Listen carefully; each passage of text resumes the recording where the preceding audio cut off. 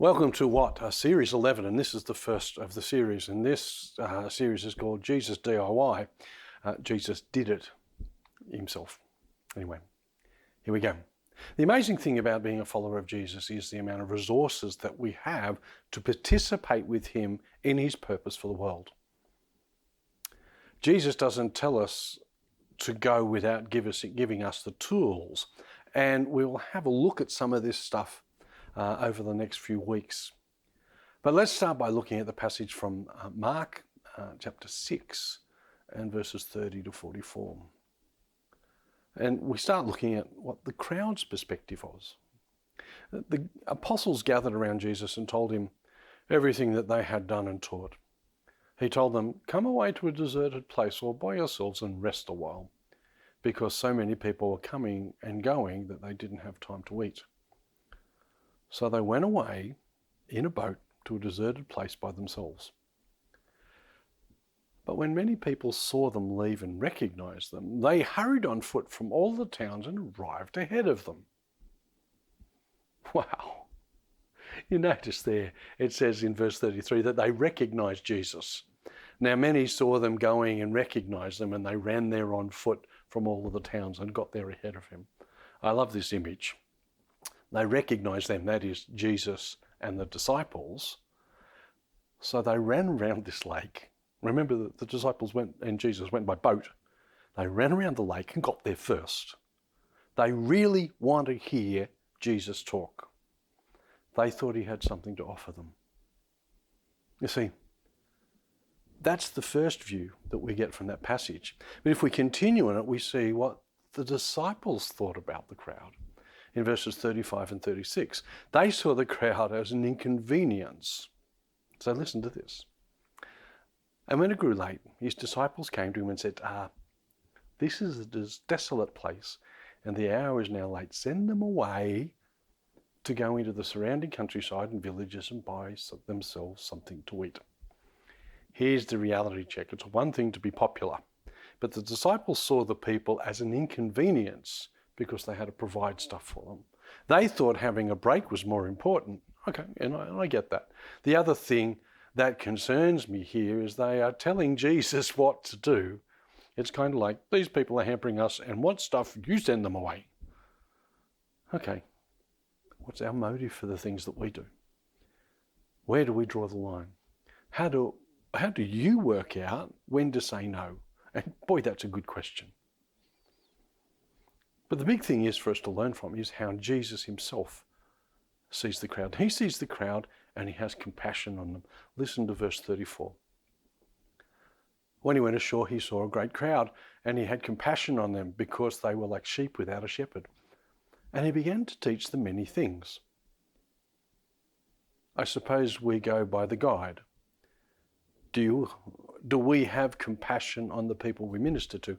If so, we do the ministry. What if I don't feel anything or we do nothing?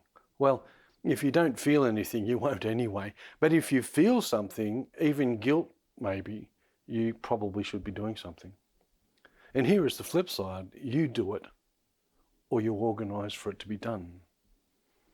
You see, Jesus goes further than just having a chat to them. He goes against the norm and he does something spectacular. Verse 37 says, "But he answered them, 'You give them something to eat.' And they said to him, 'Shall we go and buy 200 denarii worth of bread and give them to eat?' And he said, 'How many loaves do you have? Go and see.' And when they had found out, they said, 5 and 2 fish. And he commanded them all to sit down in groups on the green grass. So they all sat down in groups by hundreds and by 50s. And taking the 5 loaves and 2 fish, he looked up to heaven, said a blessing, and broke the loaves and gave them to the disciples to set before the people. And he divided the 2 fish among them, and they all ate and were satisfied. And they took up 12 basketfuls of broken pieces and of the fish." Jesus creates service. Not a church service. He serves these people. He creates support and care. He creates resources. We're called to do the same. When a need is there, create the resources to be used. Are we to do miracles? Yeah. We facilitate care.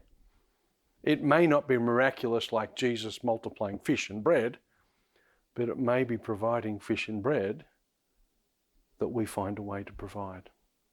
Or whatever is needed by the people we have compassion on. Create resources to serve those people.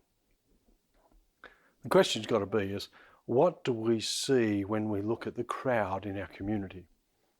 I think the thing here is to work out how we follow Jesus' example as we look at our community. How do we look at this passage and work out how it impacts us today? What do I think? Are we to be like the disciples and treat the community around us like an inconvenience? Logically, we say no.